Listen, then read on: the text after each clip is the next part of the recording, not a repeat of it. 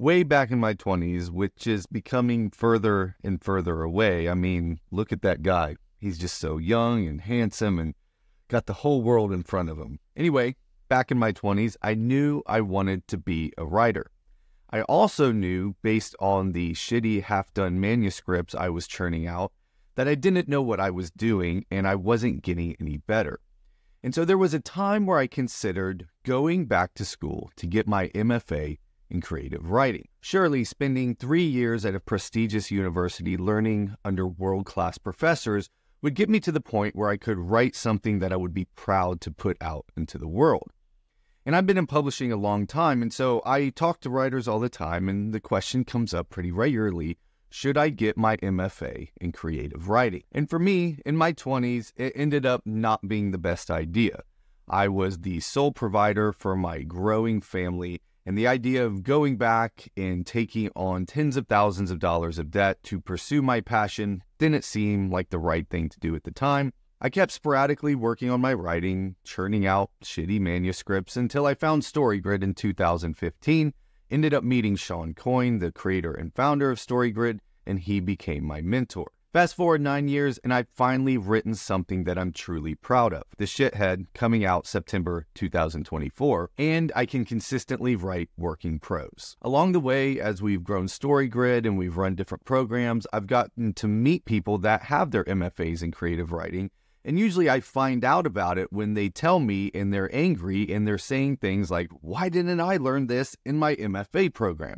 And of course, I don't know. I don't have my MFA. I don't know how any of this works. I don't know what they're teaching in there. But as I talked to more and more people with their MFAs, I kept hearing the same things over and over. And so I decided just to talk to a bunch of people that have MFAs in creative writing and hear what they had to say about the program. And what I found floored me. In fact, I'm going to share some of the major things I found. And the fourth one is the craziest one that completely surprised me, that still just blows my mind. So the first thing is that these programs require you to submit a writing sample when you put in your application. And I found this out because somebody that was submitting their application for one of our programs asked if they had to submit a writing sample. And I thought that was kind of weird. I'm thinking, well, we're a program that claims to teach you how to write, so why would I care if you're a good writer or not coming into the program, because you obviously want to get better?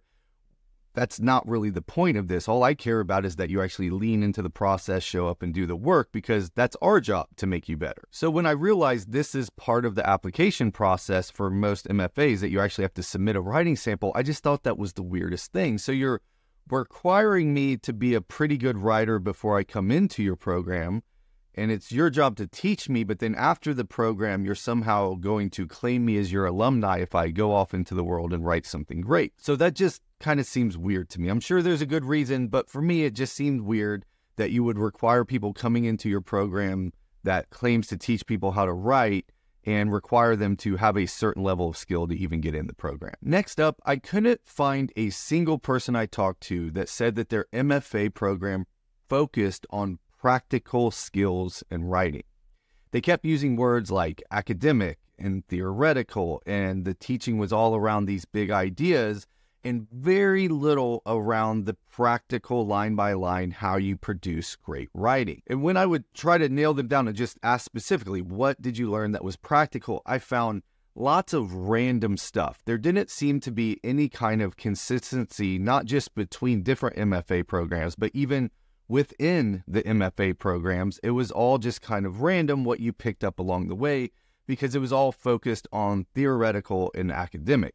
And I always thought the opposite of practical was impractical, but apparently in these MFA programs, the opposite of practical is theoretical and academic. The third thing that came up with everybody I talked to was the randomness of the program and the randomness of what they got out of the program. So take the professors, for example.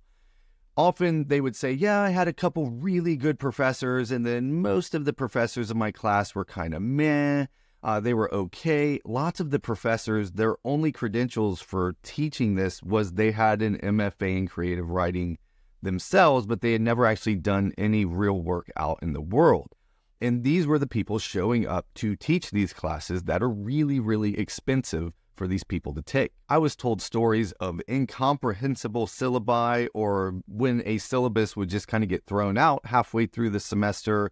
I was told stories of professors basically turning over the class to the TAs or making it more student-led instead of professor-led, and just on these stories of not really knowing what you're getting and not really sure what's going to happen. And before you think I'm talking to just people that took some janky MFA program online from some unaccredited school, that's not the case. The most recent person I talked to is $80,000 in debt from her MFA in creative writing from the prestigious Savannah School of Arts and Design. In fact, I have a good friend who's an author and has sold over 500,000 copies of his books.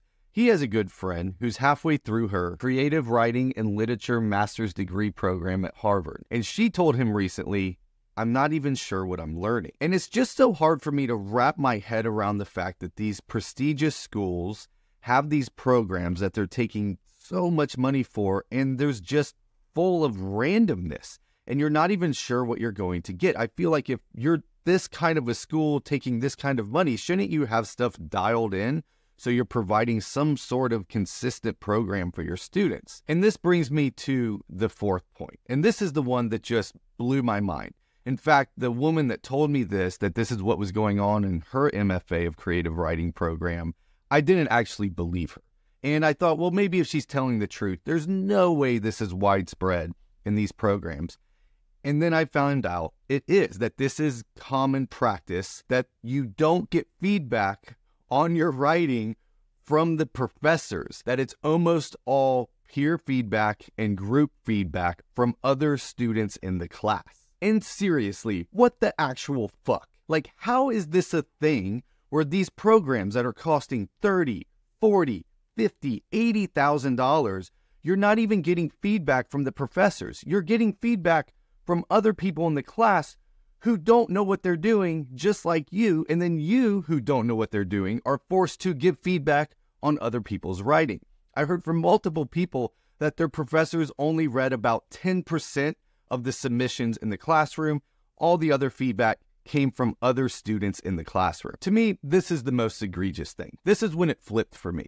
This is when I went from thinking like, no, surely these are good programs. They're helping people. People should be taking these. They must be getting something out of it.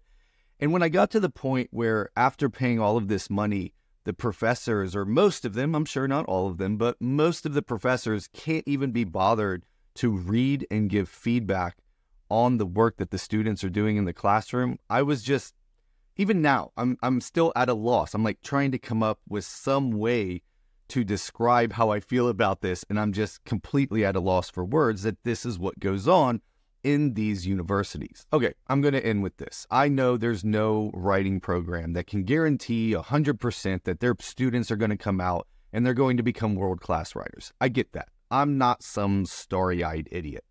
But there are zero mechanisms in any of these programs where the actual institution puts their name on the line, puts their brand on the line for their students. There's no publishing houses attached to any of these programs. There's no publications where graduates can put their work out with the full backing of the school where they're putting their brand on the line. So these schools require writers to submit samples to get in, put them through a random theoretical program, take $40,000, $50,000, $80,000, and then are left completely absolved if those students never get anything out of it. So at this point, I'm wondering why anyone who actually wants to learn how to write would spend the time and money to get their MFA in creative writing.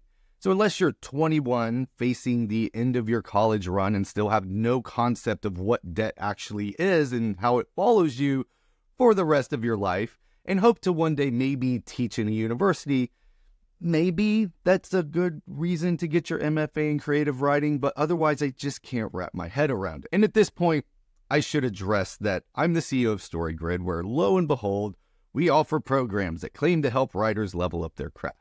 And I think this is why this stuff about the MFAs bothers me so much. As we built our programs, I've been obsessed with practicality.